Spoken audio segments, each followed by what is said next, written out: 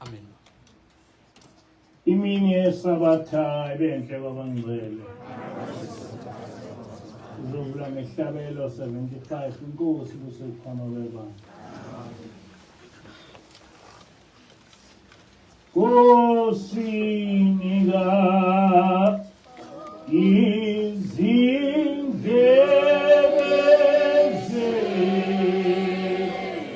izindlebe zethu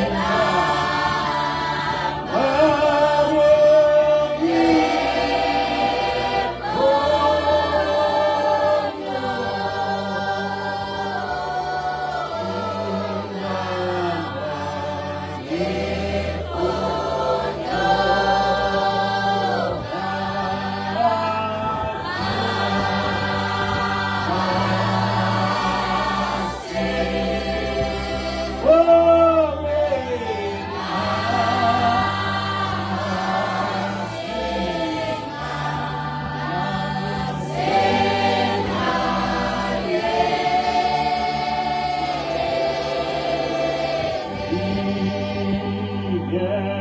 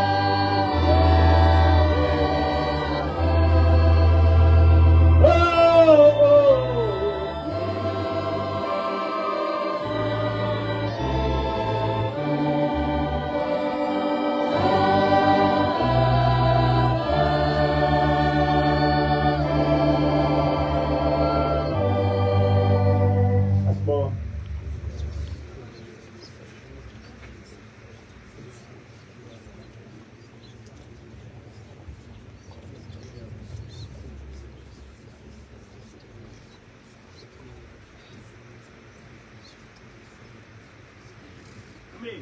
Amen.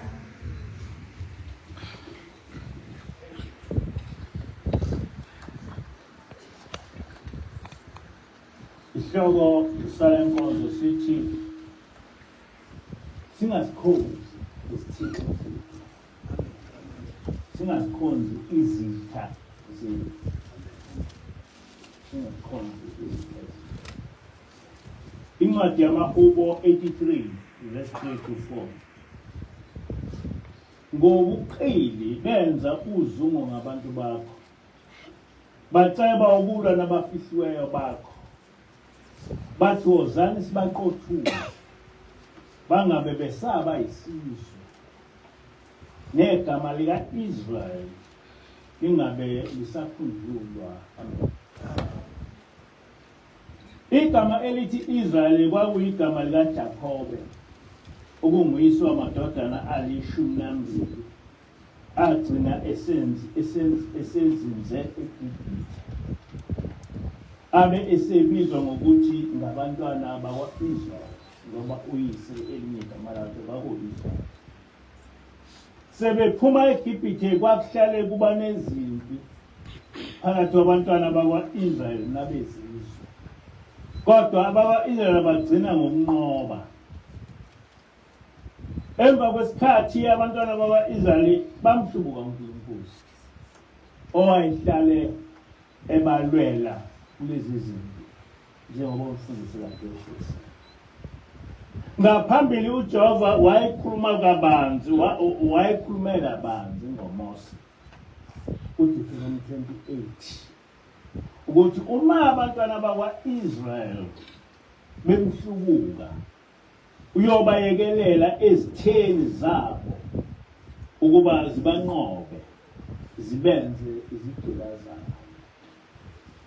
Nempela emva kwesikhathi abantwana bakwa-Israyeli bamhlubuka uJehova, wabe esebayekelela kwabezizwe ukuba zibanqobe. Abagcina ngokunqotshwa okokugcina isizwe samaRoma ngo-70 AD. Lesi sizwe saqeda nangenkolo yabo kanye nobuzwe babo. Bonke abaprofethi ebabethunywa ukuthi nguJehova, abakwa-Israyeli babe bachitha, njengoba nanamuhla umuntu othunywa ukubuyisa abantu kuNkulunkulu, abantu bayabe bamchitha njengoba bekwenza kuleli bandla lamaNazaretha, njengabo bonke abaprofethi bakaJehova babenza. uShembe wayehlale esixwayisa ngabamhlophe, esazisa nokuthi ukucindezelwa kwethu ngabamhlophe kuyisijeziso uJehova osijezisa ngaso, ngoba wachaza njengoba wachaza kuDuteronomy 28. Kodwa uJehova wabuye waselulelwa ukuthi uma sibuyela kuyo lesi siqalekiso uyosusa. Namhla ngifisa ukuba ngisibuke izeluleko ezithinta abezizwe umprofeti Isaiah Shembe owazenza kumaNazaretha eRosboom mhla ka-28 August 1933. Uthiye uShembe, fundani nizwisise kahle isizwe sakithi, ningakhonzi izitha zenu. Leli lizwi lathi uJehova uyakunilethela isizwe sakude ekugcineni komhlaba, nolimi lwaso ongayikulizwa. Deuteronomy 28 verse 44. Ngaso sonke isikhathi umprofeti mawayekhuluma wayekhotha ivesi isahluko. Lesi sizwe siyakudla inzalo ezinkomo zakho nenzalo yezimvu zakho, asikushiyela nambila. Verse 51 ya Deuteronomy 28. ninake ndlu kasenza ngakhona hlolisisani enifundayo nizwisise, ningakhonzi izitha zenu akhuluma ngazo uJehova kunina emandulo. Wathi uyonilethela isizwe sakude. Deuteronomy 28:48. Kuleso sizwe niyakukhonza izithixo zemithi namatshe. Verse 36, njengoba nje sisikhonza. Wathi uJehova kuwe, kuleso sizwe akulethele sona uyakuba isimangaliso nesiga. Ukuthi isiga kusho into yokuhlekisa. Wathi futhi uJehova negama lakho liyoba elokuntela. Verse 37. Wena-ke umuntu onsundu, vula izindebe zakho, uzwe, namehlo akho abone igama okuntelwa ngalo lapha emhlabeni, ukuthi elasiphi isizwe. Kule ntshumayelo uShembe ukhuluma ngoDeuteronomy 28 ukuthi zonke izibusiso neziqalekiso uJehova owakhuluma ngazo wayebhekise kokhokho bethu, ezigcine sezehlela nasesizukulwaneni sabo okuyithi. Uyaqhubeka umprofeti uthi, akuwena muntu omnyama na, umuthi ongenazithelo usizayo utshalileyo na? Uma ukukholwa kwenu kunilethela usizayo. uJehova wathi uyozala amadodana namadodakazi akho, kodwa awukuthokoza ngawo. Akasho ngokuwe umuntu omnyama na. Verse 41. Akusuwena yini ofundisa indodana yakho kahle esikoleni, eqedeni kwayo ukufunda leyo ndodana yakho yathi-ke uma ibuya esikoleni yakulandelani wena na? Yake yabuya ukuzosenga izinkomo lapha ekhaya na? Yake yawabamba amazinyane ezimbuzi ukuba ancele na? Ayizange yahamba yaya kwesinye isizwe yayosebenzela abafazi abangesibo onina namadoda angesibo oyise. Laqaliseka-ke izwi lomlomo ongakhulumi amanga uJehova lokuthi uyozala amadodana namadodakazi akho, kodwa awukuthokoza ngawo, ngokuba ayakuthunjwa. Lesotho. Namhla intombi yakho ikhuleliswa yindiya, niyitshinde phansi njengamfundisi, ngokuba kuyintombi yesithunjwa. Konke lokho uyakubona uphelelwe amandla ungelakuphila, ngoba awumkhonzanga uJehova, wakhonza izitha zakho. Intombi yakho namhla ikhuleliswa umlungu, ayitshinde phansi njengamafinyila, ngokuba kuyintombi yesithunjwa.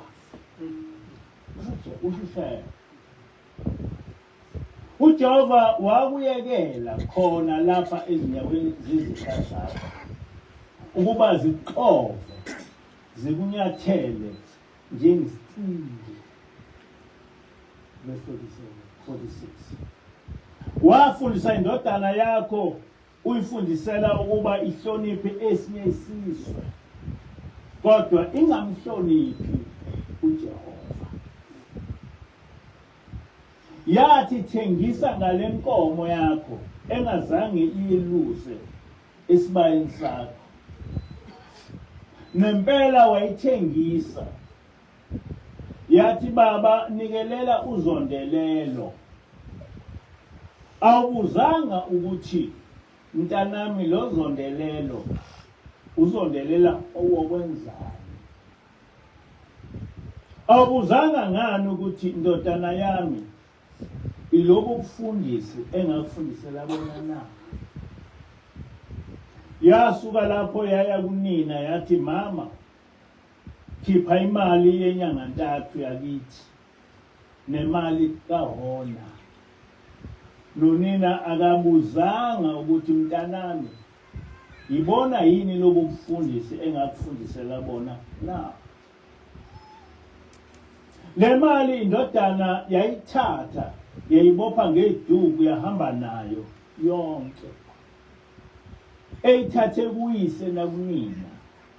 Eyithathe ngobuqili eyonika enye indoda yesinye isizwe esingaziwanga oyihlobeni. Verse 36. Yashiya unina ehlubule engembethe lutho. Ayizange ibuyise lutho emzini kaYesu ngalobo bufundisi bayo. Kepha uyise wathintitha konke okusesandleni sakhe mhla eyisa esikoleni. Kodwa ayizange ibuyise lutho emzini wakhe. Wayethi uyifundisela ukuba ibe umfundisi kaNkulunkulu, kanti uyifundisela ukuba ibe isitha sokumhlubulisa kanye nonina wayo.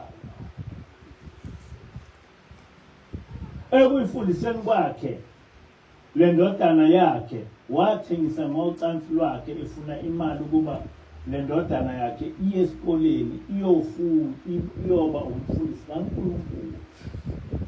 Kodwa iyabuya lapho isizothatha imali kunina iyonika lo mfazi ongaziwayo wesinye isizwe ongazange ayihluphekele ngalutho. Lapha uShembe ukhuluma ngento eyenzeka eKristu. Ekufikeni kwengilosi yangimangalisa ithi isizwe sakwa-Israyeli ithina bantu abamnyama balapha e-Afrika. Ngaleso sikhathi ngangakayitholi le ntshumayelo yomprofethi. Kulapho ngaqala ukwenza ucwaningo olunzulu ngobuzo bethu. Ngagcina ngithola ukuthi ngempela ithina esingabantwana bakwa-Israyeli. Lokhu kukodwa kwakuveza amaqiniso anzulu ngobuqili bobakheka kwenkolo yoKristu nguConstantine, nokuthi lo mbusi wamaRoma wayiqeda kanjani ngamaKristu inkolo yamaHebheru eyayiholwa nguMoshe. Kodwa okwanamuhla angikhulumi ngalokho. Okokuqala kwathethwa umprofethi wethu uYashua HaMashiach ozalwa nguMaria noJosefa. Base besakhela uJesu Kristu okwakungusiza boji sekuthiwa nguye uJesu umsindisi.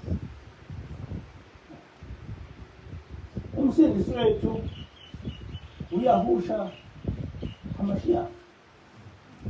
Kodwa wachithwa sasesakhelwa uJesu Kristu. Abantu abamnyama kufanele bekwazi.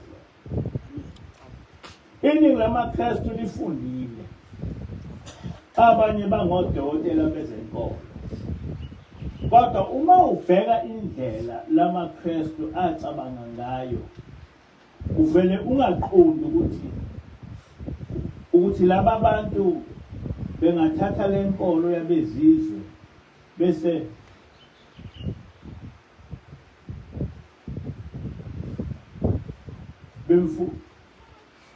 bengathatha lenkolo yasezizwe bese bethi yona inkolo. Ngoba nomuntu othi uhlakaniphile uvele ebe yinkinga. AmaKristu noma kungabantu abangodokotela enkolweni bavele bexake. Lo muntu ngoba nomuntu uhlakaniphile kwenzekani? Ukunikeza isibonelo ucaciswe kahle eBhayibhelini ukuthi usuku lokubuya kwendodana yomuntu alaziwa ngisho zingilosi noYeshua akalazi, laziwa uyakuwa kuphela. Kubhaliwe lokho.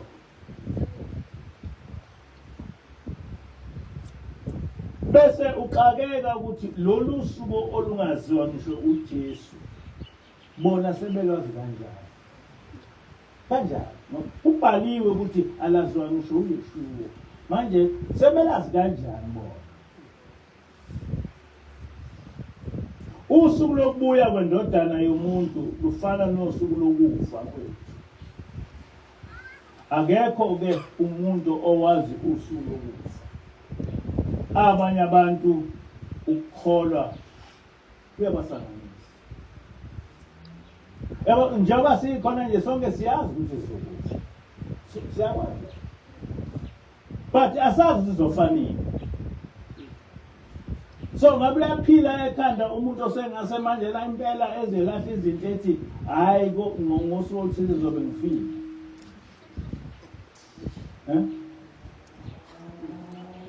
Utshela ukuthi ngoba usuku lokufa alaziwa ngisho zingilosi ngizana nengilosi nje yenje usuku lokufa wakhe.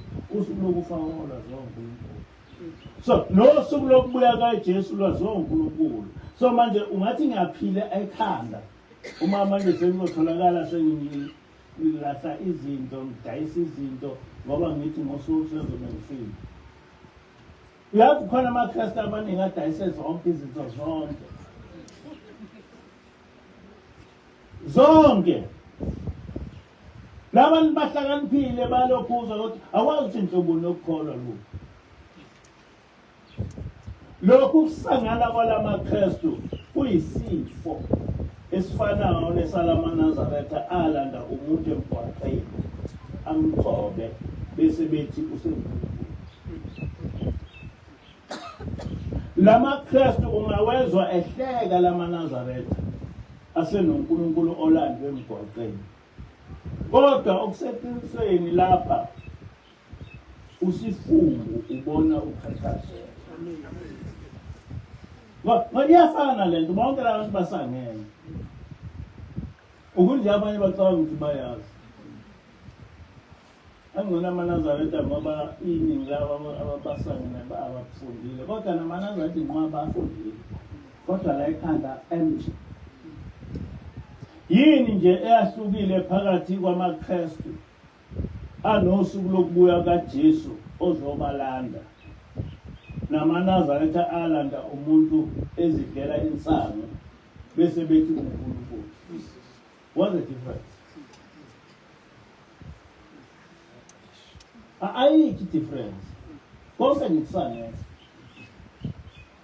Fanele ama-Israel akha isithombe segolide basebethi hayi lena uNkulunkulu osilande.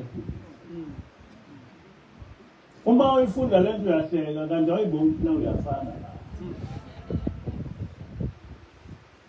Ngaphambi kokuba uthi uyahusha uyabuya ukuzolanda ibandla lakhe kunezinto eziningi okumele uzicacise.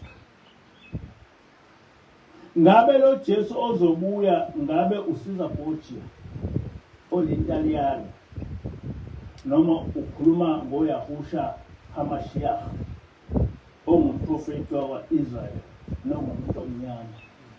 That is the first thing ofanele ukuthi njengoba lokhu bethu uJesu uzobuya nje basho ubhoja lo obekwe esithombeni esamasonto abo noma basho uYeshua kodwa iqiniso labo basho ubhoja basho sizabhoja yiko bekhuluma ngoJesu nje uJesu azele lo Jesu iliphi ibandla oyobuyela kulo ngabe libandla lamaHebheru elasungulwa uMoshe noma libandla lamaRoma elasungulwa nguConstantine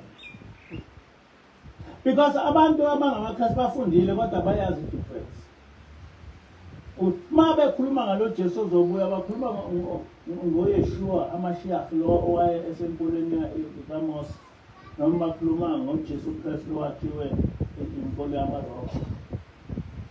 They don't even think but they don't believe local call.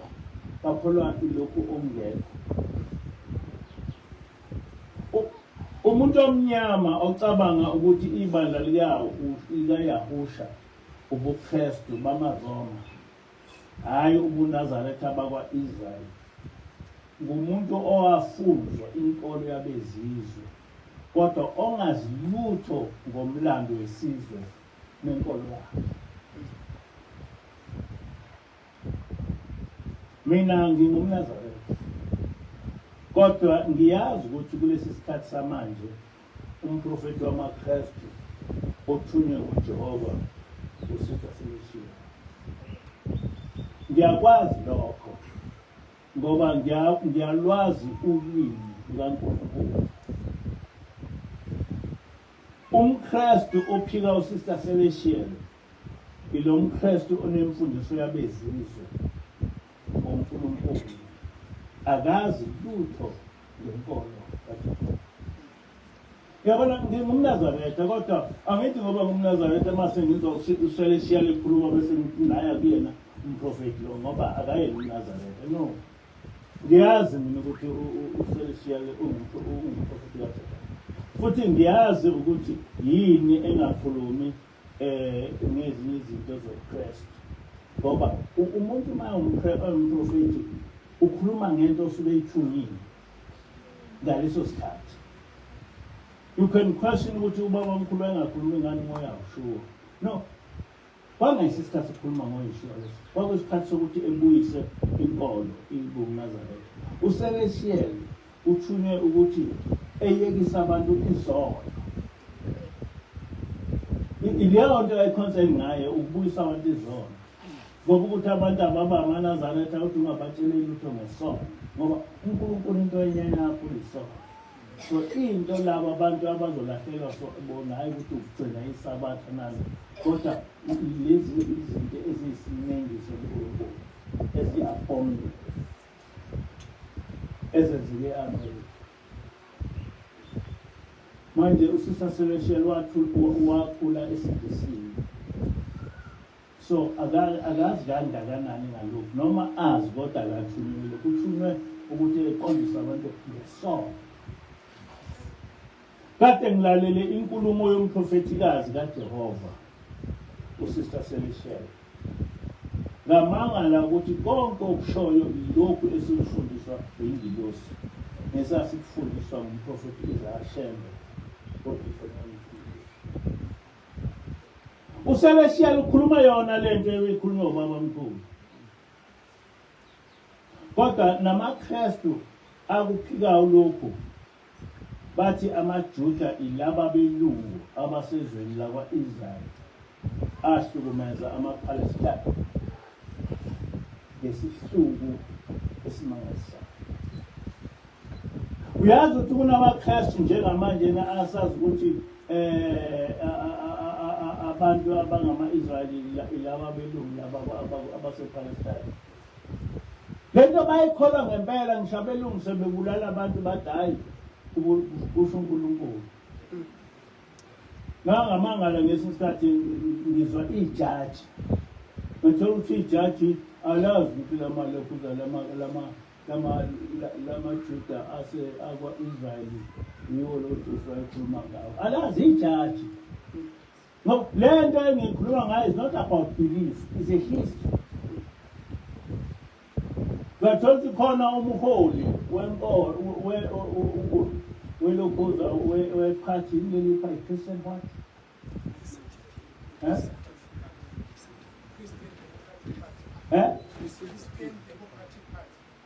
Christian Democratic Party. Umholi wayo ungakulama Israelites abulala abantu ngoba wazi ukuthi lama Israeli labantu basefayini. But umholi welokhuza wephathi enkulu kodwa akayazi ilokhuza ukuthi lama Juda lana akahlangene ngalutho nokhokho bethu akakwazi. Nejaji alukwazi ukuzubona ukuthi abantu abangamaKristu noma bengafunda kangakanani bebodokotela bazekolo Doctor of Divinity. Yes, I don't know divinity is true. Usister Celestial uthunyelwe eAmerica lapho naye engwakhona. Uma echaza ngoDeuteronomy 28 lo mprofetikazi uthi ngemizweko usister Celestial into okhuluma noNkulunkulu uyadinga ukufunda uDeuteronomy 28 uma ungumuntu omnyama eAmerica. IAmerica iyizwe lesiqalekiso sabantu abamnyama baseAmerica. Umehluko ngomuntu omnyama waseAmerica ukuthi yena usesezweni lokuthunjwa kwakhe. AbaseJamaica manje iJamaica ilikhaya labo. NabaseHaiti nabo isingeyabo manje iHaiti. Abantu baseDR nabo isingeyabo. Abanye abantu abangama-Israel kwezinye izindawo amazwe abakuwo asengawabo manje. Nakuba babelethwe lapho beziphila. Sebethokozela impilo yabo la ekhona. Kusho ngaso sesizwe. AmaJuda asala emazweni ayawabusa lawo mazwe emva kokuzitholela ozimele geqa njengathi eSouth Africa. Njengabantu baseSouth Africa. Asezizweni zabo ngoba thina sezweni lethu noma siqalazekile kodwa sezweni lethu. Nakuba kungenzeka ukuthi awasaphelele njengoba amanye athathwa ayiswa ekuthunjweni njengamaNefi. Ukhuluma Sister Celestial. IAmerica iyaqhubeka nokuba inkambo yesigqila njengalokhu kungekho bantu abamnyama nabamtsinsi ukuzimilela eAmerica asebenqobile ngoba isystem yabathembazela. Awazi wasifunda nabantu abamnyama eAmerica. Bayaqhubeka nokucindezelwa kanti namathuba okukhuphula izimpilo zabo ayindlala. Lokhu kubangwa ukuthi isystem yayivele yakhelwe khona ukucindezela umuntu omnyama. uDeuteronomy 28 unamavesi awu-58 kodwa awu-14 kuphela asho nje okuthile okuhle.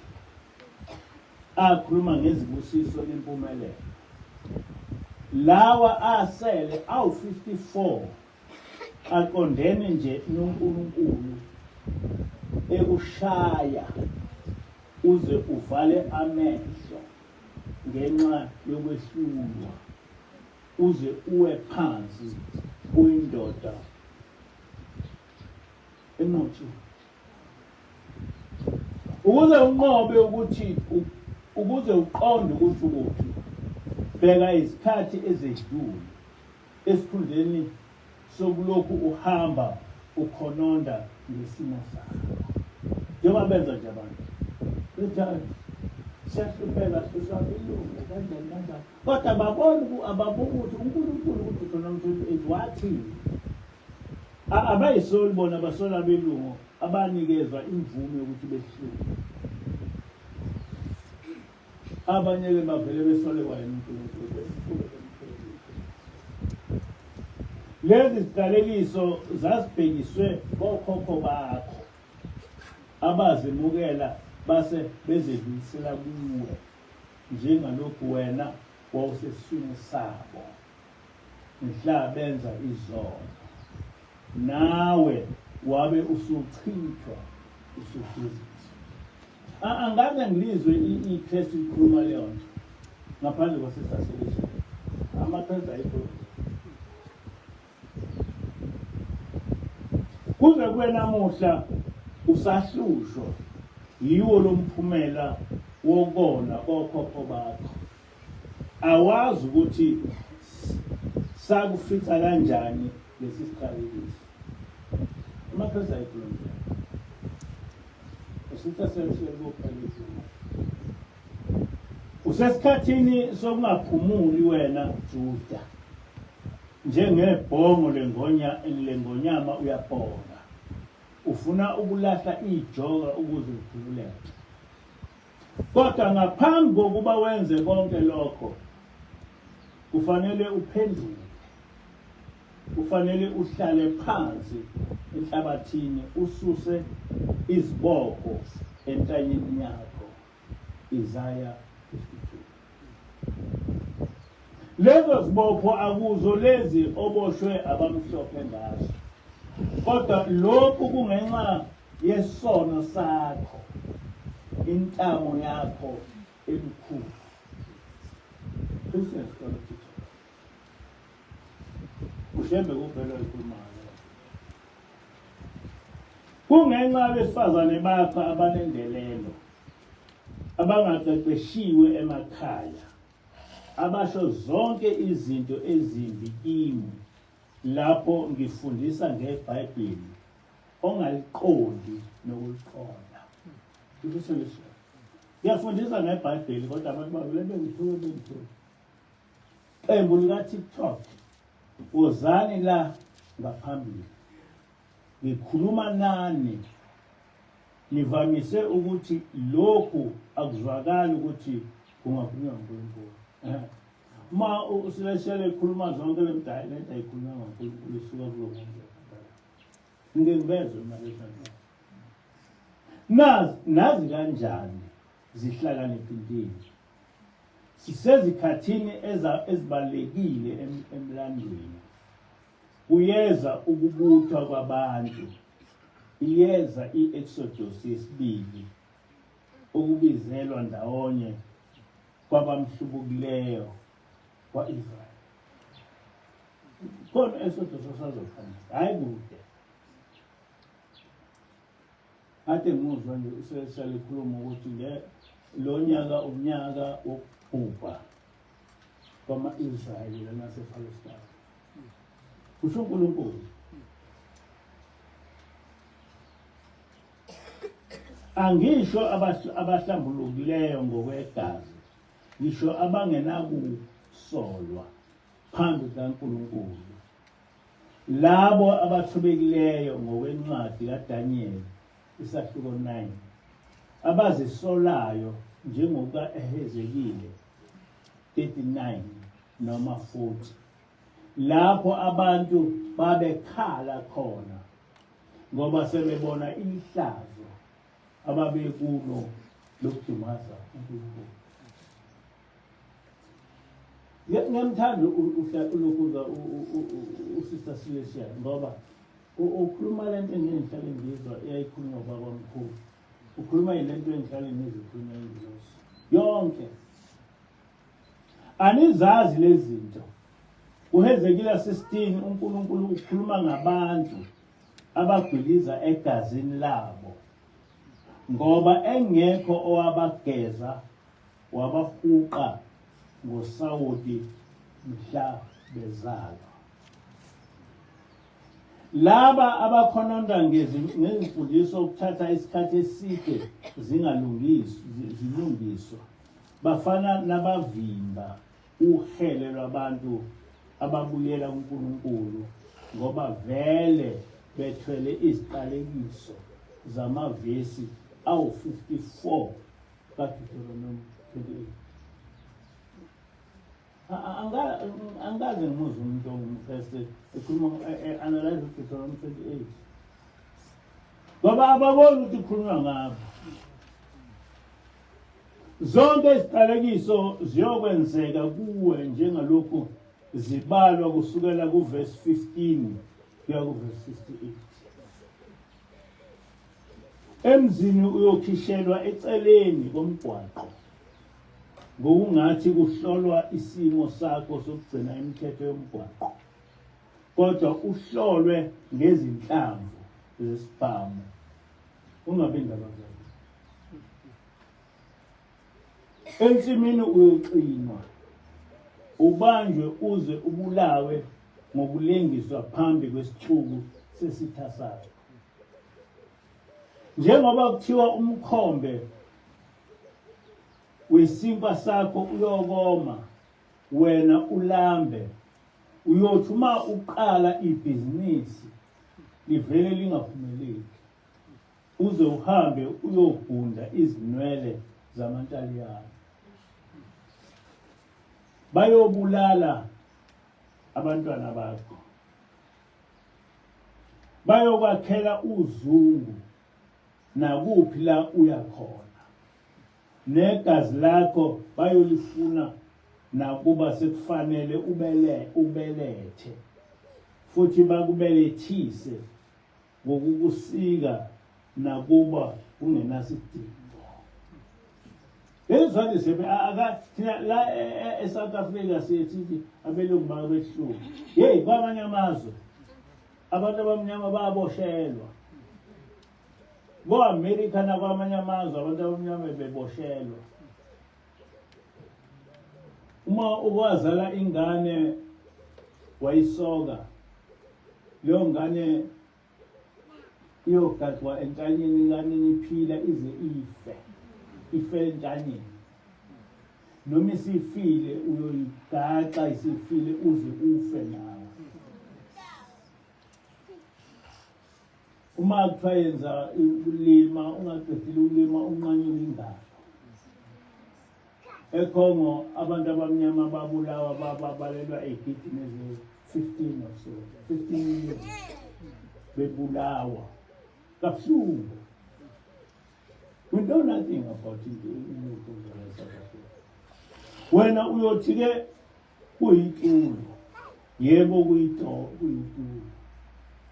Iqhinga akusilo icala, kodwa ukungazi kwakho yikho okuyinkinga.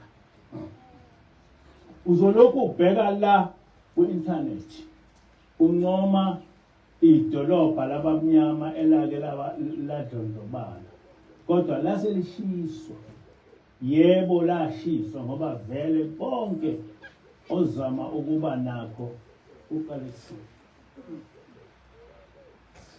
Ngiyajabula, angaze ngimuzwe umuntu omKristu ekhuluma le. Angabe ebheletela nje bethi kobuyisu. Noma usubatshela le nto engiyikhuluma imibheko. Akukho kuvela ezini nje, ngeke uze uyibalekele le ncwadi. Ekulibalekele ikhasi. Izokubusa noma ngabe uyayifunda noma ngabe awuyifundi. Iyona nkinga le. Ungayifunda kodwa ungayiqondi. Kodwa okuyibona abantu abayifunda ngokuyiqonda ilabo uNkulunkulu abapha isihumusho sayo uma beyifunda. Noma ungazama miphi imizamo yokwenyusela kwezinye izikhundla emsebenzini, kodwa ngeke uphumelele ngokuqalisile. Noma abanye bethunyelwa eParis ukuba bayofunda amakhono athile, wena ngeke uye ndawo, ngoba kuyothiwa ubaluleke kakhulu ukuthi ungadedelwa uhambe njengabanye. Ngokwamazwi ale ncwadi, uma ungakwazi ukusiphula i-DNA yakho kuwe, mhlawumbe ungasinda emazwini alencane. Uma ungakwazi ukusiphula i-DNA, ungaba umuntu omnyama. Uma ungakwazi ukusiphula i-DNA, kodwa nje uma umuntu omnyama ngeke ikuthawe. Ngeke uzukwazi. Uyobhubha.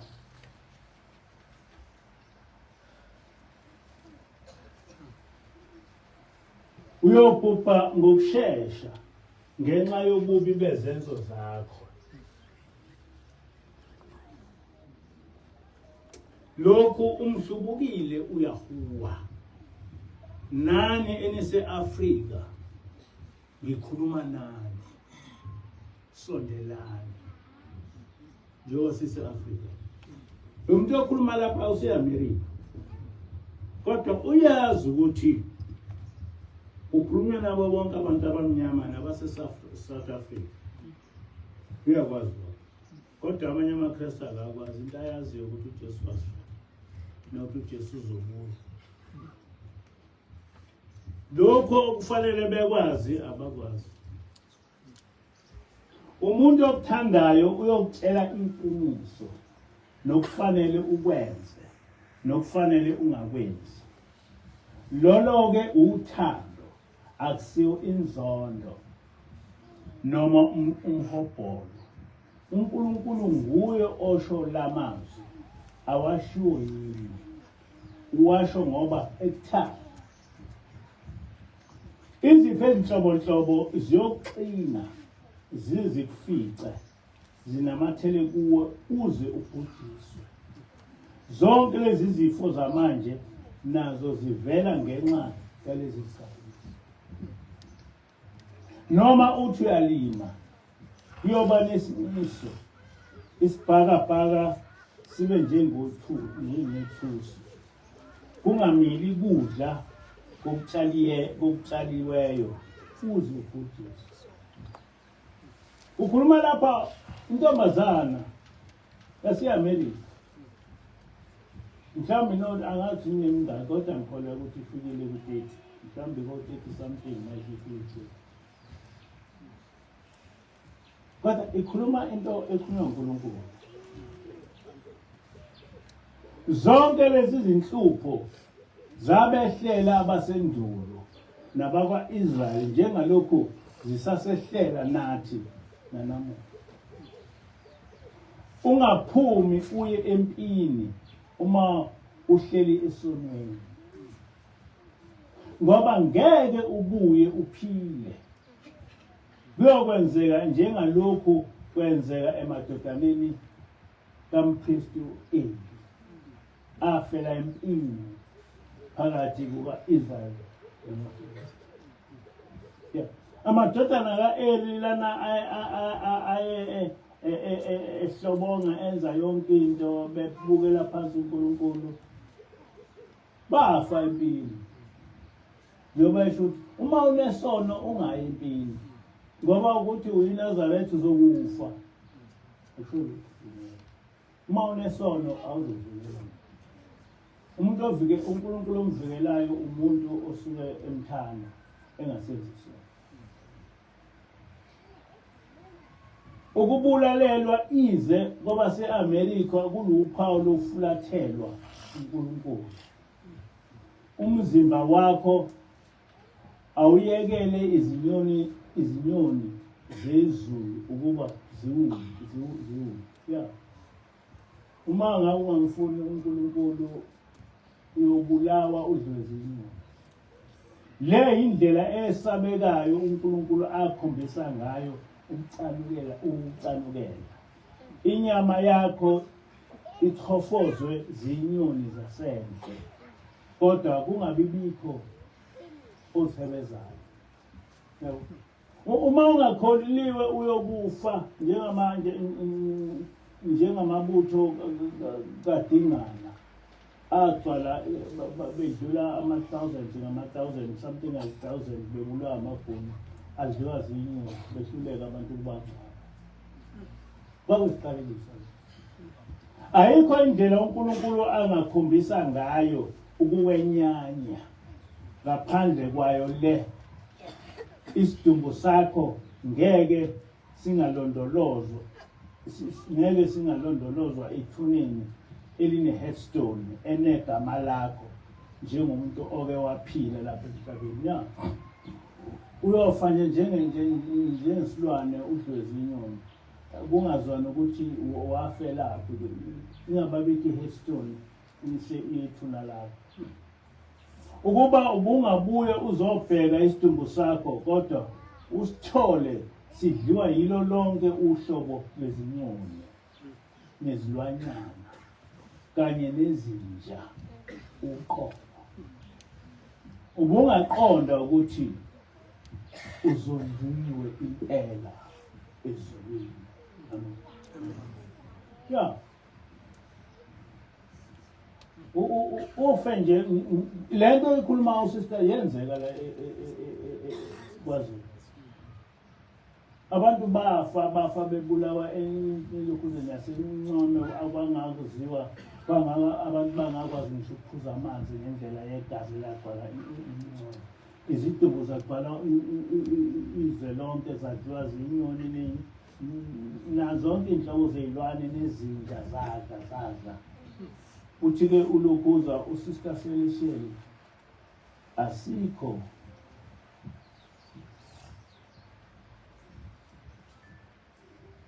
poza lapha.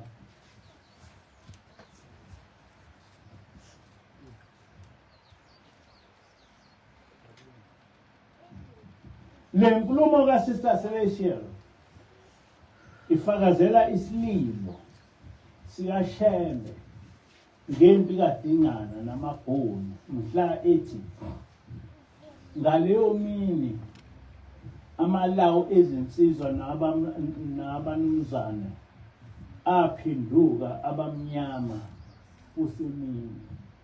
Imithango yamacansi ayindlalelo izinsizwa nabanumzana awa phansi emdibeni, akhuluma ngezwi njengomuntu, athi sesiyokwendlalelwa kubani.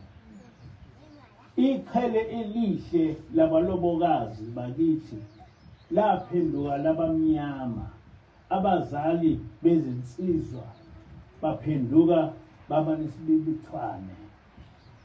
Amakhosikazi amadala onke izinyembezi zampompoza emehlweni abo. Omunye wabuza omunye ethi, we masibanibani kwenze njani? Nomunye wambuza ekhaya bengazi ukuthi kwenze njani.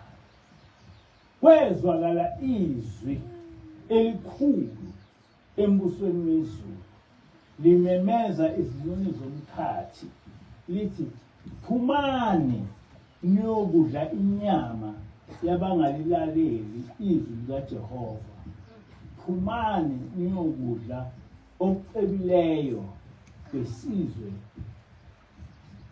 sikaDingana. Kodwa njengakuSister Celestial uthi uShembe konke lokhu ezwini kwadalwa ukuhlubuka kuJehova. Inkosi isenhloko.